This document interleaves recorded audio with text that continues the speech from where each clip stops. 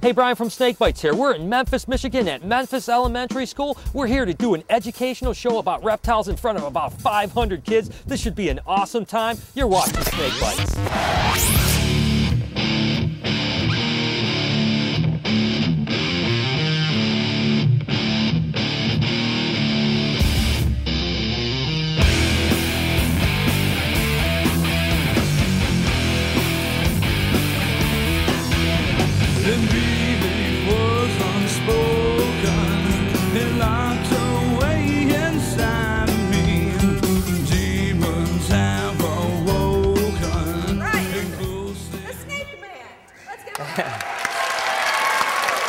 Hey guys,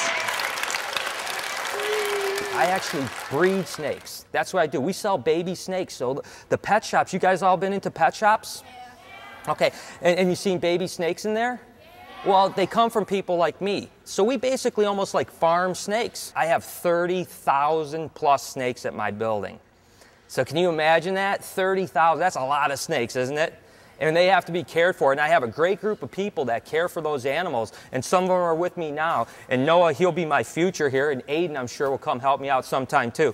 I'm going to start off showing you guys a really great pet snake. And what I'm going to do is I'm going to show you this animal and talk a little bit about it. And I'm going to give these snakes off to my helpers here so that you guys can actually get up close and touch them if you guys want. This is what they call a corn snake, okay? Now, have you guys, does anyone here have a corn snake? I know I met someone earlier that has one. Yep, all right, cool. These guys are great pets, and this is actually an adult female. She's about 3 years old. They're super tame, as you can see. What's interesting about them is they actually have forked tongues, right? They have two things. And does anyone know why they have a forked tongue and what they use their tongue for? Anybody? Go ahead. Exactly, she said to smell. Snakes actually have what they call a Jacobson's organ, and that's what they use to smell. So when these guys are looking for something to eat, they use their tongue to smell that food out. We breed these guys for paint jobs so that they look really cool, and there's all kinds of different colors of these guys. They're a little bit wiry and stuff like that, but they're actually really good pets. And like we already know that snakes eat rodents, right? What do we think that geckos eat? Go ahead. She said they eat bugs, and she's 100% right. What we feed these guys are crickets and mealworms. And they're just really cool. The first time you see a snake, is it kind of freaky or do you get kind of nervous? It depends, you know. I've been catching snakes since I was a little kid, as far as I can remember. And I've always loved them to death, but there's no doubt that snakes in the wild can be a little bit scary. So if you ever see snakes in the wild, the best thing to do is just kind of leave them alone, and you could admire them from afar. The thing that's really interesting is that snakes don't want to bite you. Do you think that snakes want to bite you guys? Not really. They want to be left alone for the most part. Have I ever got bitten by a snake? Let's see. It's probably about 10 or 20,000 times I've been bitten by snakes.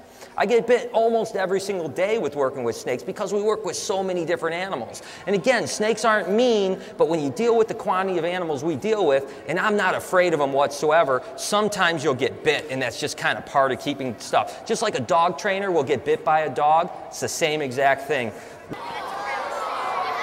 And these guys are actually called milk snakes. Every animal has its own type of defense mechanism. This animal's defense mechanism, does anyone have an idea what it is? Go ahead. Exactly. It mimics a coral snake. The animal actually tries to look like it. But I'm going to tell you guys a secret. Now, I don't think you guys are ever going to come across a coral snake, but if you ever do, the saying is, red next to yellow is a deadly fellow, and red next to black is a friend of Jack's. So this guy, you can see the red is next to the black, right? So this is a friend. You don't have to worry about these guys. Did you guys ever see the movie Holes, by any chance? Okay, cool, with Shia LaBeouf. It's a pretty cool movie. These lizards might remind you of that movie. Remember those lizards?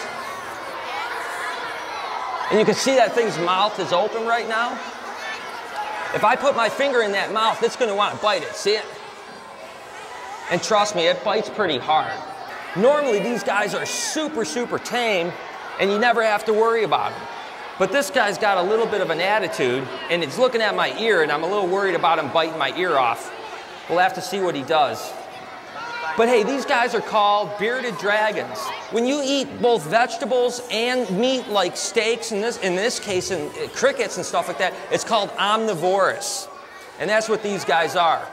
But they make really cool pets, and this is about as big as they get. This is my friend here. His name is Little Hen. It's a tortoise. It's actually an African spur-thigh tortoise. Little Hen's about 3 years old.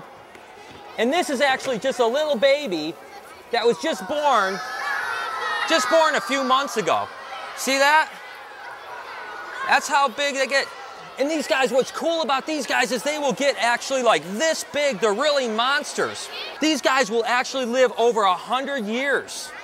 Okay? So they'll live a long, long time. This guy will actually live way longer than I will. And what's really cool about tortoises is that their defense mechanism, we've been talking about defense mechanism, their defense mechanism is built in right here, and what it is they just go right into their shell and they hide.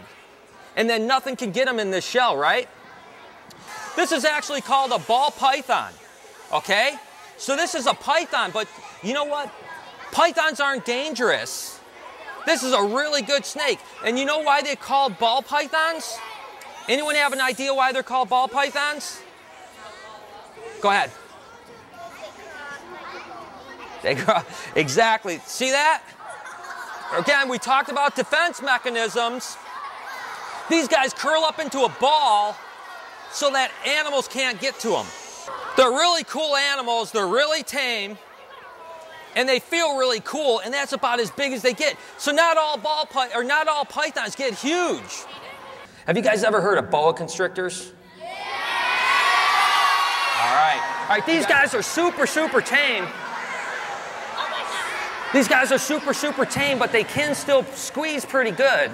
So they get a little bit stressed out around all these people. So you guys got to be careful. Don't touch their heads. But when we walk around with them, you guys can pet them and see how strong they are, because they're just nothing but muscle.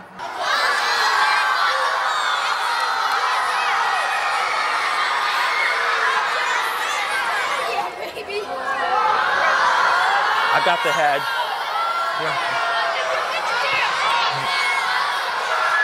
I've got the head.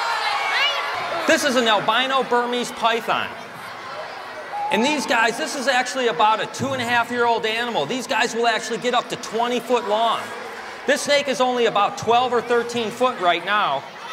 It's an awesome animal, isn't it? It's my baby.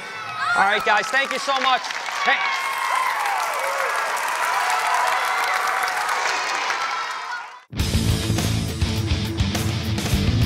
For this week's Comment of the Week, on the Blindfolded Snake Bites episode, the question was, what's the most ridiculous lawsuit you ever heard of? And NPR 106 said, I heard one about a guy who successfully sued a chainsaw manufacturer for not displaying a sign discouraging users from attempting to stop the chain with their hand. What better argument against evolution by natural selection? Yeah, I agree. Any kind of warning about stopping a chainsaw with your hand, that's just plain stupid. I tell you what, you guys keep sending me creative comments. I'm going to feature you on a future episode. All right, guys, it's Cal's Question of the Week. Now on this show, you saw a presentation of reptiles at a local school. It just takes me back. My 3rd grade crush, walking in on me in the bathroom. It was horrific. Anyway, I want to know from you guys, what's the most interesting story you've had when you're in grade school? It can be good or it can be bad. Text or video comment below. Let me know.